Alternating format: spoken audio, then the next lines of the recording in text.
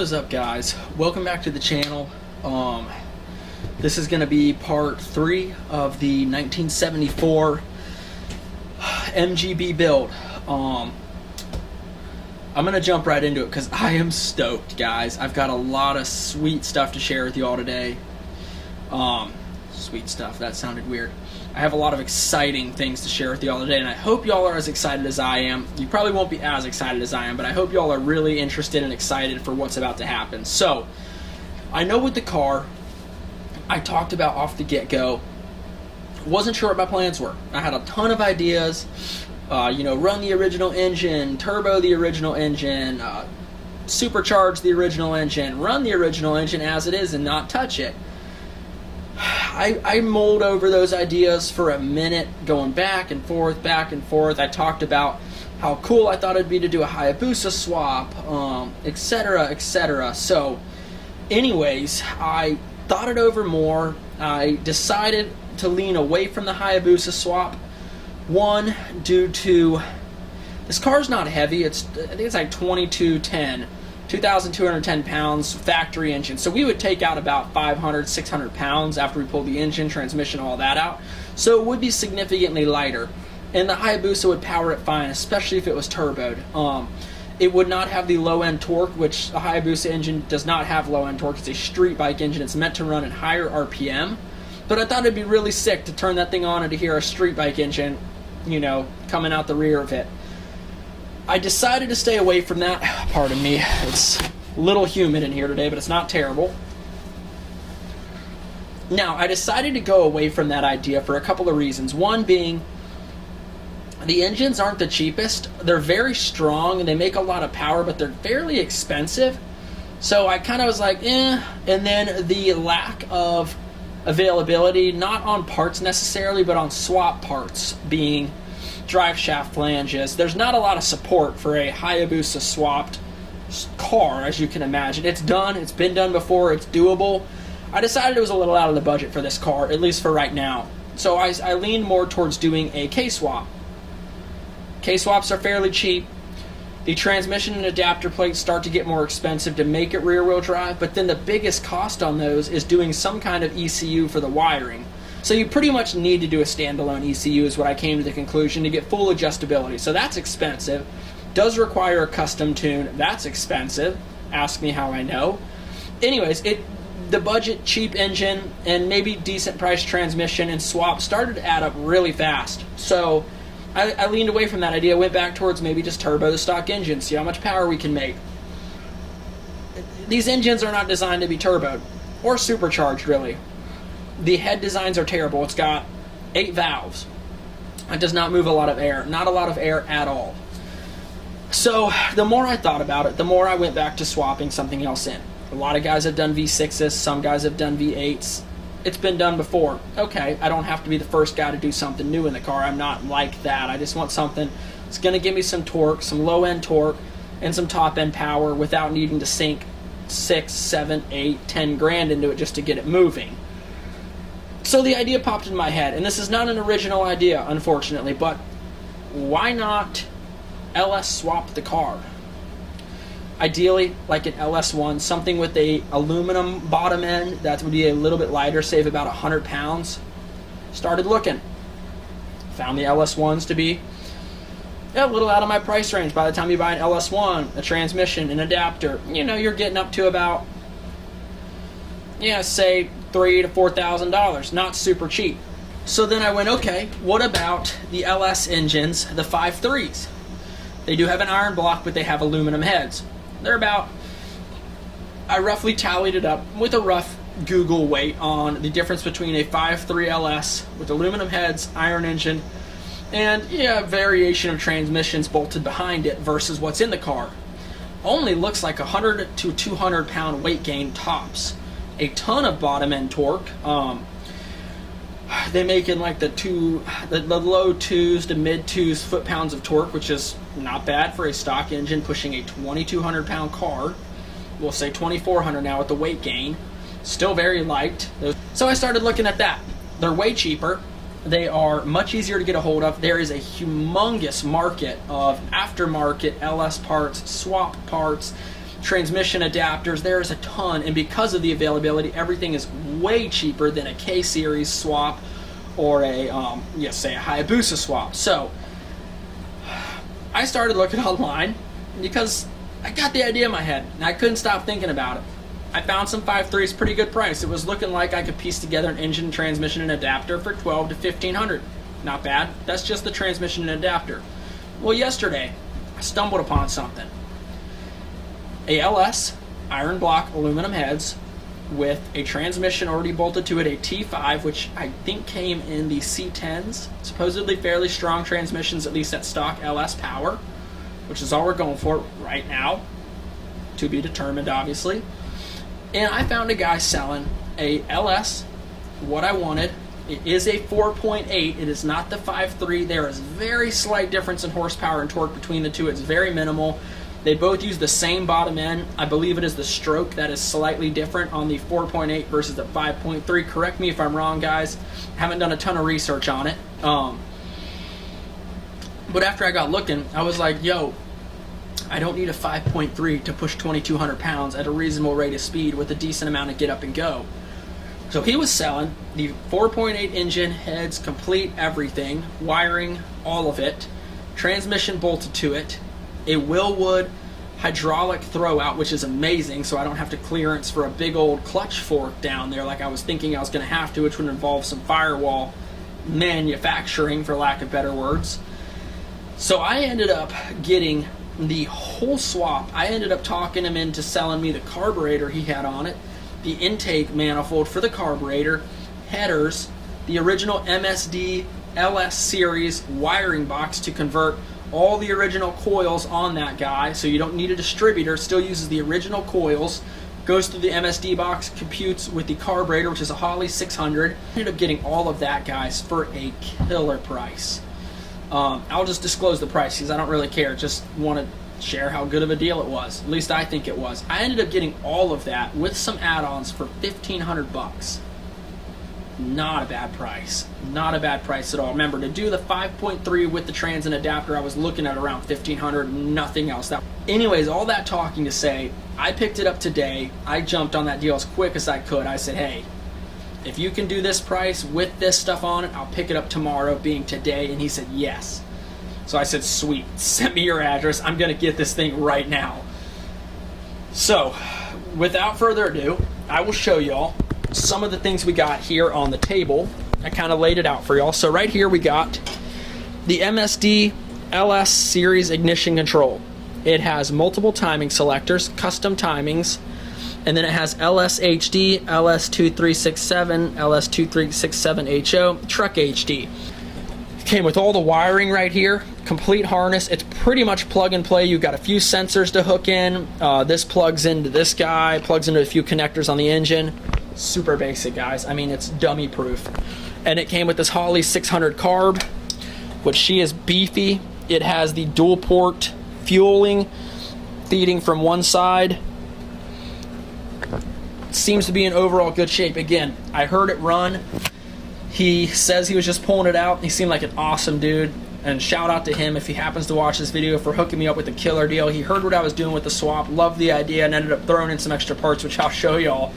But, pardon me, the other things on this table over the weekend I got were a couple real cheap basic gauges, just for some mechanical safeties. We got a voltmeter, oil pressure gauge, temperature gauge.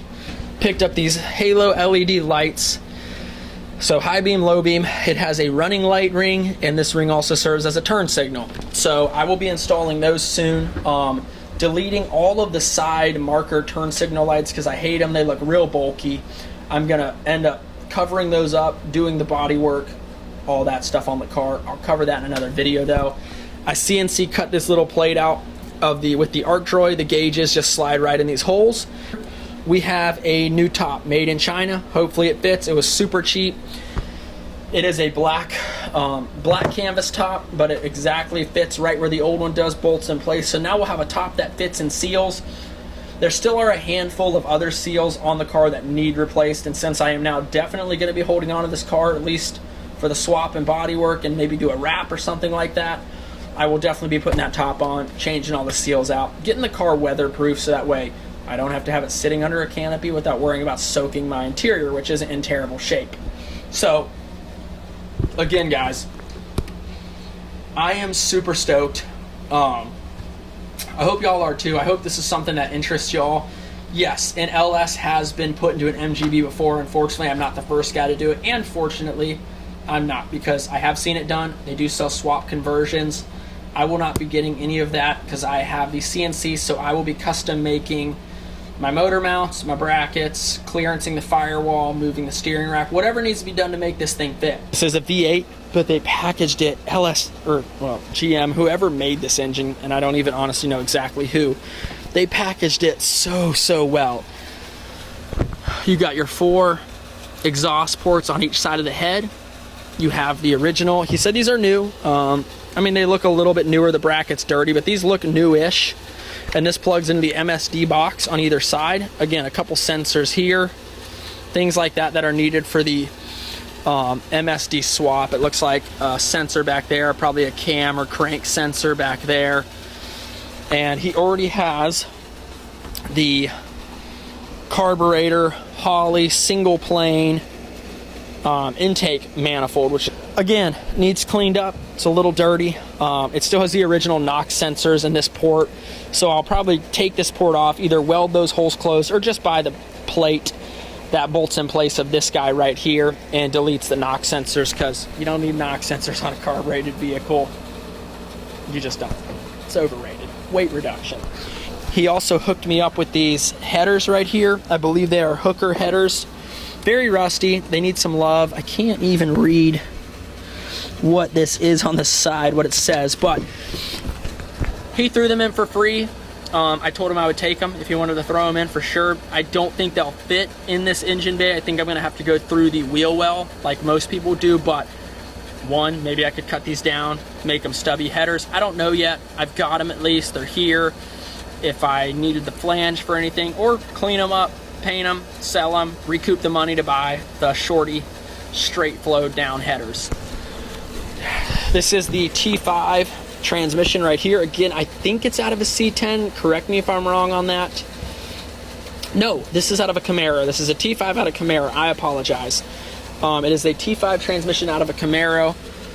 Has the shaft there. I have no idea if that shaft is going to fit my output shaft for my drive shaft, but that's not a problem. Cut and welded drive shafts before, at least to get it up and going. It is a Borg Warner trans. Has this bell housing that adapts the T5 to this guy with the stock clutch. This is the hydraulic clutch line, which I'll show you that in a minute. He's got the whole front drive right here, pulleys, fan. I will be deleting that probably for sure and doing electric fans just to make everything fit in the car as easy as possible, and then have the fans on an auto temp switch and maybe a manual switch as well, just in case the auto switch ever failed. But again, if that fan fit, I may run it just to save cost on getting the power plant in the car and running. This is where the engine mounts right now. So I have no idea yet how that's going to line up with the factory MGB mounts, or if I'm going to have to cut those off and do new mounts completely. In the big scheme of everything, that's somewhat small potatoes. That's not a humongous deal. We have a CNC machine. It's been done before. We'll make it happen. It does have, it looks like head studs. I don't know. It doesn't have any marking. I think ARPs are marked on the top, but it does have some kind of head stud that may come on the LS factory. I don't know a lot about the LS. I just know how good they are and how many people love them. So just kind of shooting in the dark here. Still have this original piece with the alternator, which I don't know if it works, but we'll give it a shot. I will be deleting the power steering. So if at all possible, I may try to cut out as much of this bracket that is not structural as I can, just again, save space in the engine bay. I don't want to just cram everything on here and not need a bunch of stuff that I could have just deleted.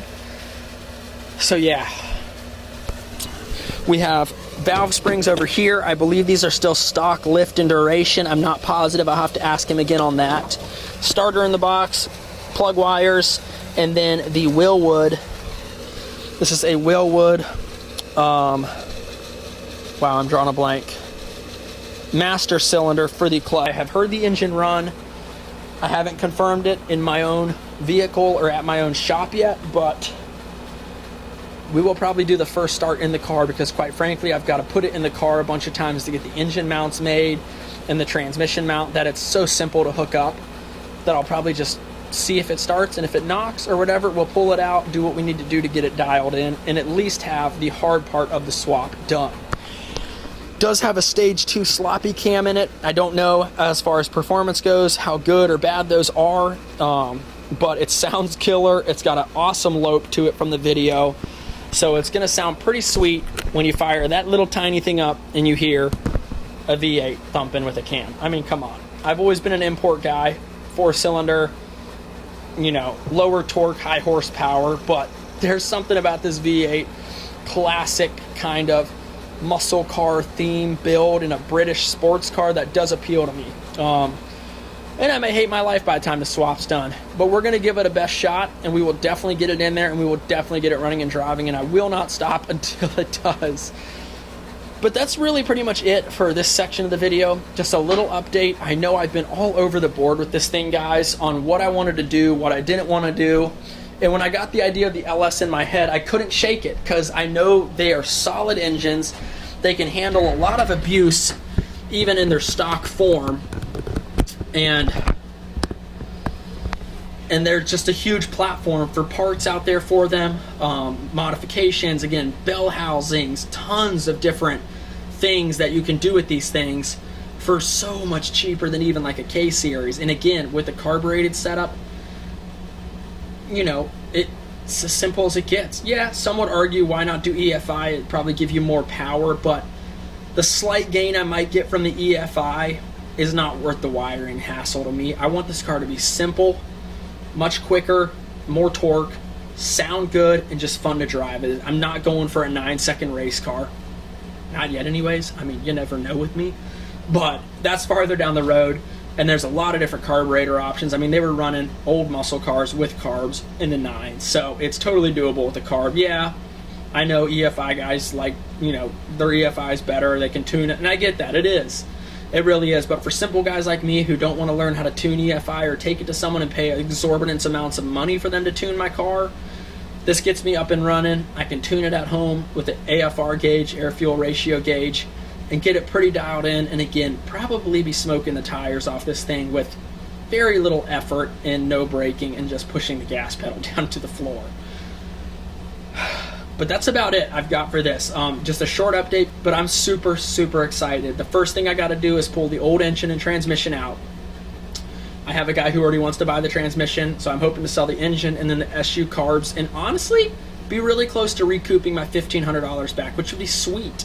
Yes, there's more parts I need. I need some metal. I need some things here and there. I'm going to need more things to adapt the engine, a new radiator. But again, if I can sell everything in that car right now that is MGB, I'll be really close to covering at least this part, if not all of this part of the swap, which is phenomenal and pretty much unheard of when you're doing a swap in a car. Like any swap, there's going to be a lot of things I haven't thought of yet that I'm going to be like, oh, I need that $400 part. But to the best of my ability, I'm going to try to keep it as low cost as possible and just get this thing in there and going. And then after I do that, I am planning on doing the body work and cleaning up this car because I have a feeling I'm going to fall in love with it once I turn that V8 on for the very first time.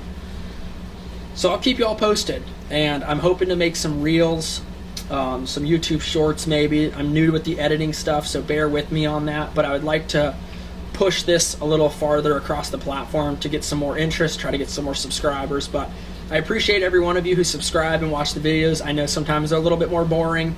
I have limited time with my day job to do a lot of this stuff, and then that being said, I am more limited on how much time I can spend solely on the project. So you'll probably get a lot of episodes of this video before we get the swap done, because I just got to do little things here and there when I get the time. So bear with me on that, and stay tuned, guys. And please comment below. Tell me what you would like to see. Turbo on it, supercharger on it, etc. Stay tuned, y'all. Thanks again. Sub, like, leave a comment. You know how it works. Peace out, guys.